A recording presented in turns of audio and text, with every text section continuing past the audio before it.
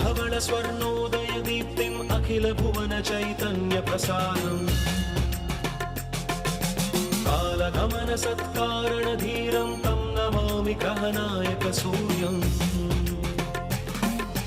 अमृत किरण रसरम्य प्रवाहं ललित ललित लावण्य ललामं महित महित माधुर्य मनोज्ञं तं नमामि सान्द्रोदय चन्द्रम् रागभोग संधान निधानं राजयोग संपूर्ण प्रभावं नव्य दिव्य सौन्दर्य सुधीरं तं नमामि सम्मोहक शुक्रम् अतुल चतुर पटुलौकिक मूर्तिं सकल कार्य हित कौशल कीर्ति